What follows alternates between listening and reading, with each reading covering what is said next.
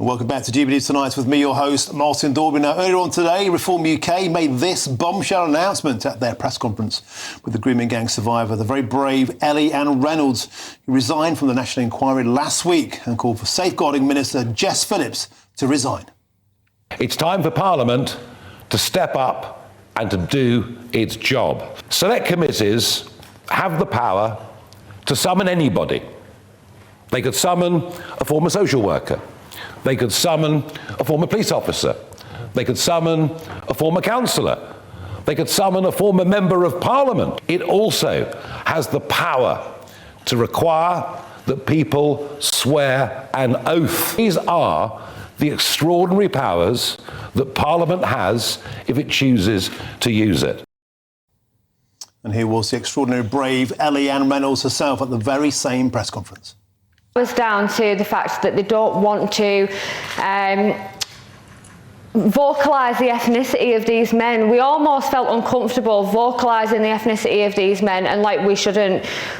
Pretty much when we were in that inquiry, we were stripped from our voices, and we're not going to be stripped from our voices anymore. It wasn't morally correct for me to maintain myself on the panel because of how it was going. It was rigged from the start. I'm delighted to say I'm now joined by Reform UK leader Nigel Farage in the studio, and also by GB News' senior political commentator Nigel Nelson. Mr. Farage, welcome to the show. Thank you. Outline, if you could, to viewers tuning in, a novel use of parliamentary power, this select committee, and particularly making people take the oath under threat of perjury. So, 2 months ago, I went to Washington to testify before the House Judicial Committee about the situation with free speech in Britain. I had to put my hand on the Bible and swear. And I thought, wow, I'm in a court of law. Now, not being an American citizen means I couldn't perjure myself, but I'm in a court of law. And I thought, why doesn't the British Parliament, why don't our committees have these powers? Well, funny enough, I was talking to Ranald Jayawardena, former Conservative minister, who said, no, we've all forgotten. Fred Goodwin was summoned, remember, the ex-boss of RBS, was summoned to appear before the Treasury Select Committee after the banking collapse. In 2011, the Public Accounts Committee were looking at wasteful money in public finances, actually got people to swear oaths before that committee. Now, 15 years has gone by. We've forgotten about all of this.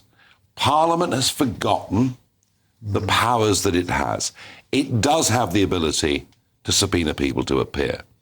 It does have, albeit you may say these are ancient laws and not current now, but it does have the ability to sanction, including imprisonment, in theory. And it does, as it did in 2011, have the ability to make people come and under oath before committee in Parliament, give their statements, which, if they lie, could be open to perjury as well.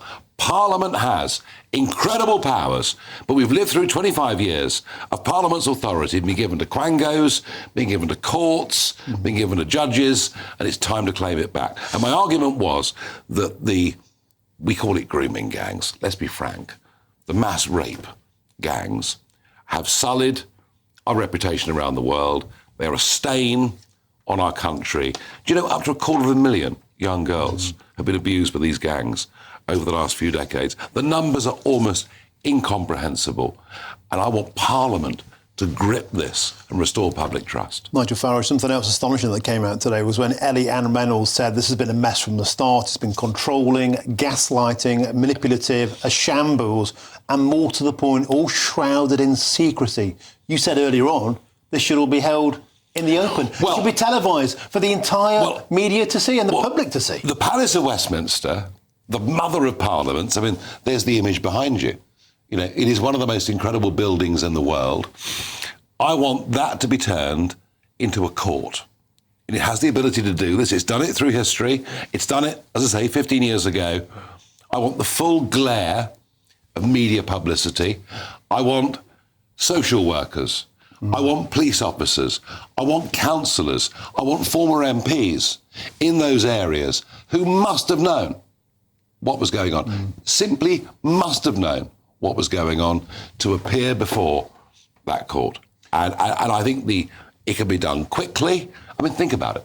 Starmer U-turned earlier on this year on a public inquiry. Nearly 5 months have elapsed. Nothing has happened. They can't even agree a chair. So I think this is the right place to do it, in the full glare of media publicity, and to do it quickly.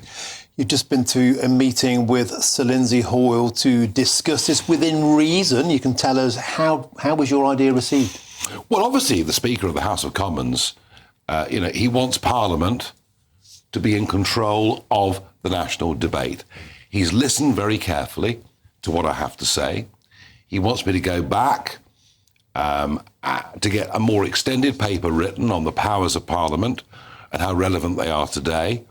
But he's in no way is he opposing me doing what I'm doing. So I call it a very constructive meeting. He's up for it. I call it a very constructive. I'm not going to speak for the Speaker, who is, in Parliament up there, and rightly so, I would say. He says, on the basis of what I've said, if I can provide more conclusive evidence that the powers of Parliament are extant and relevant today, that'll make my case even stronger. Nigel Nelson, what's your take? Is this the kind of breakthrough we need to get out of this quagmire? Well, the problem really seems to me is where we started from. The government were reluctant to hold a national inquiry. The only reason they did so was because of a public outcry and also because the survivors wanted it. The government wanted to put in the recommendations from the earlier inquiry, the Alexis J inquiry, before starting a new one. Now we have a public inquiry, or at least we had the bones of a public inquiry, and suddenly we're going to do something different. The question is whether a select committee can do what you want it to do. It can't do granular detail when it comes down to evidence. There'll be 2 or 3 evidence sessions at most. A minister will then come, and that'll be it. Well, hang on, Nigel. There's no reason why this can't sit for several weeks or a couple of months. And what it might just do is to begin to reveal the cover-up. Now, I'm not going to pretend the cover-up was worse than the crime. The crime itself was abhorrent in so many ways. But it might at least begin that process. And this government, they can't even agree on a chairman. 5 of the rape gang survivors have withdrawn from it already on the basis they broadened it out to wider sexual crime. It's not got the laser focus. I think what I'm offering is whether it's perfect, I don't know. But it's a start. OK, thank you, Nigel Farage. Thank you, Nigel Nelson. Now, responding to Mr Farage's press conference, the Labour Party chairwoman, Anna Turley, told GB News this: the exploitation of children by grooming gangs is an appalling scandal, and this Labour government is determined to deliver justice for the survivors.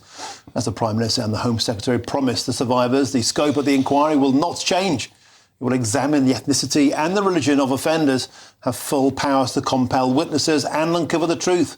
And whilst the Tories failed to act as this crisis was unfolding and reform shout from the sidelines, this Labour government is getting on with the job of delivering a national inquiry, putting survivors at the heart of the process and holding the institutions that failed them to account. Thank you very much indeed to Nigel Farage and to Nigel Nelson. Always an absolute pleasure.